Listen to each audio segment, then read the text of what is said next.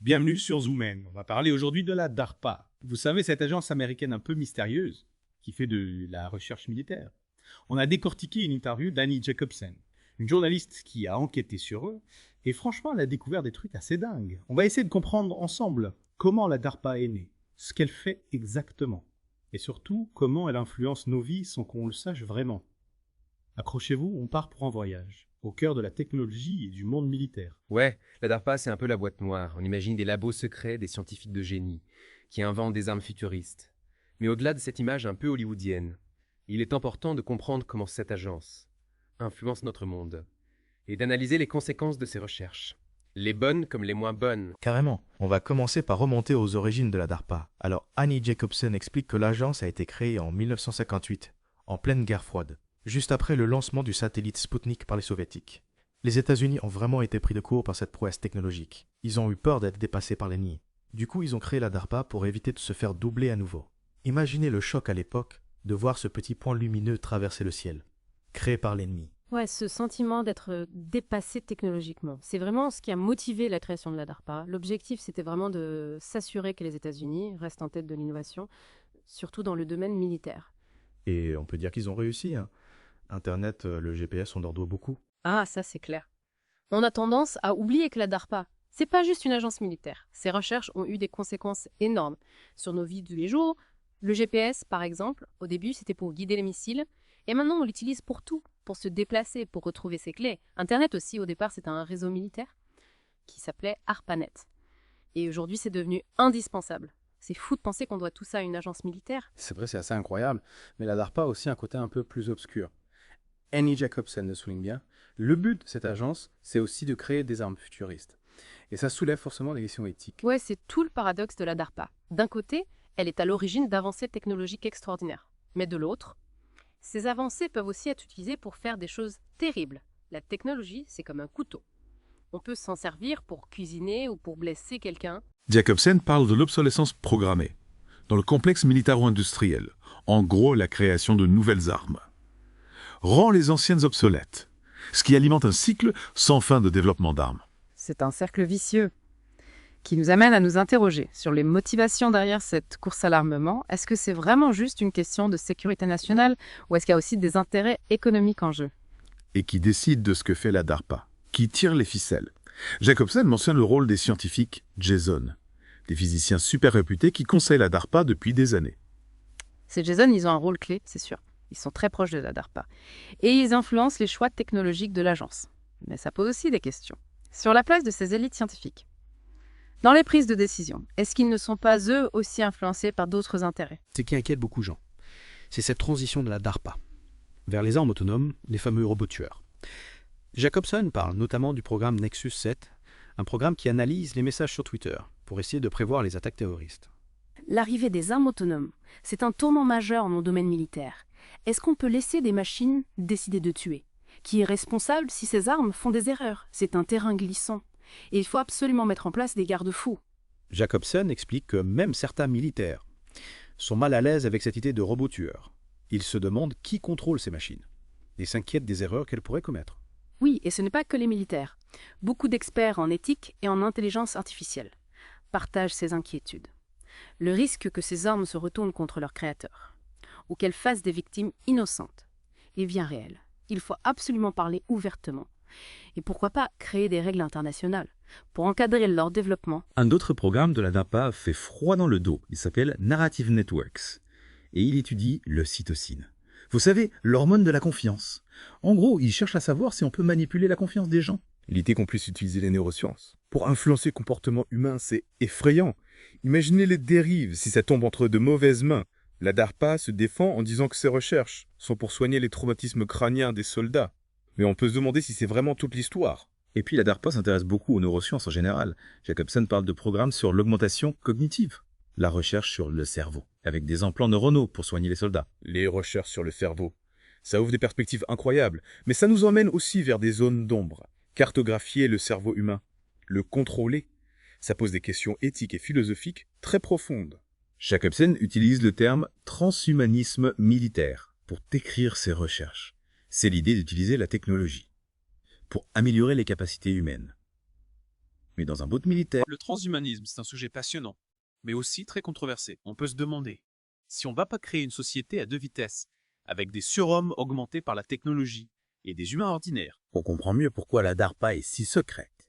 Il y a tellement d'enjeux, et certaines de ses recherches sont vraiment sensibles. La DARPA se justifie en disant qu'elle doit protéger ces avancées technologiques pour éviter qu'elles ne tombent entre de mauvaises mains. Mais ce manque de transparence alimente les fantasmes. On se demande vraiment qui contrôle cette agence. Le gouvernement américain, l'industrie de l'armement, ou une élite scientifique qui a ses propres objectifs. C'est une question cruciale. Qui décide des projets de la DARPA? Est-ce que ces recherches servent l'intérêt général? Ou est-ce qu'il y a des intérêts cachés? C'est fascinant et inquiétant à la fois. La DARPA a un pouvoir immense. Elle pourrait façonner le monde de demain. Mais dans quel sens? Et pour qui? C'est vrai, la DARPA est à la pointe de l'innovation. Mais on peut se demander si elle ne va pas trop loin. Est-ce qu'elle est capable de contrôler le pouvoir qu'elle a entre les mains? Bon, on arrive déjà à la fin de cette première partie. On a vu comment la DARPA a façonné notre monde. Pour le meilleur et pour le pire. On a parlé de ses succès technologiques, mais aussi de ses aspects plus inquiétants. On se retrouve dans la deuxième partie. Pour continuer notre enquête? Oui, on en était à la question du contrôle de la DARPA. C'est vrai que c'est central. Qui décide des projets de recherche? On a parlé des scientifiques Jason, mais est-ce qu'ils ont vraiment le dernier mot? Moi aussi, ça me pose question. Jacobson parle d'un autre groupe qui a une influence importante, le Defense Science Board, un conseil qui est chargé de conseiller la DARPA sur ses orientations stratégiques. Le problème, c'est que ce conseil est composé en grande partie de personnes qui travaillent pour des entreprises de défense. Des géants d'armement, quoi. Ah ouais, ça pose question. Sur les conflits d'intérêts, est-ce que la DARPA est vraiment au service de l'intérêt général ou est-ce qu'elle est influencée par les intérêts économiques de ces entreprises? Jacobson parle d'un cercle vicieux. Les entreprises de défense poussent la DARPA à développer de nouvelles armes, qui deviennent ensuite obsolètes, ce qui nécessite de développer encore plus d'armes. Et ainsi de suite. C'est pas un jeu sans fin. C'est exactement ça.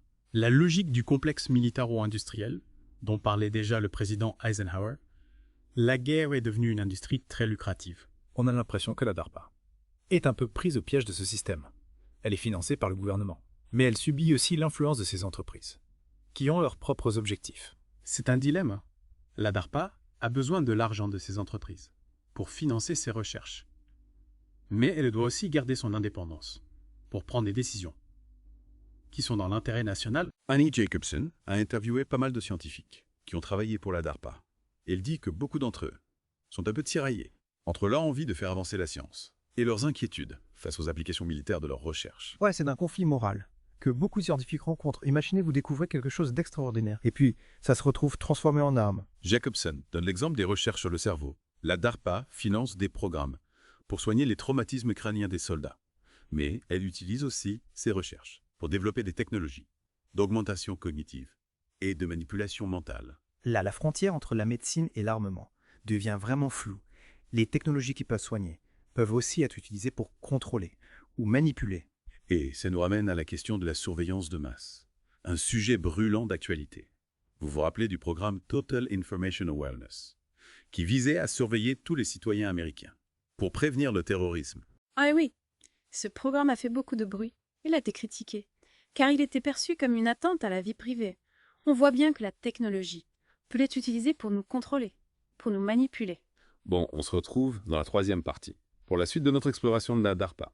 On a beaucoup parlé des côtés obscurs de la DARPA.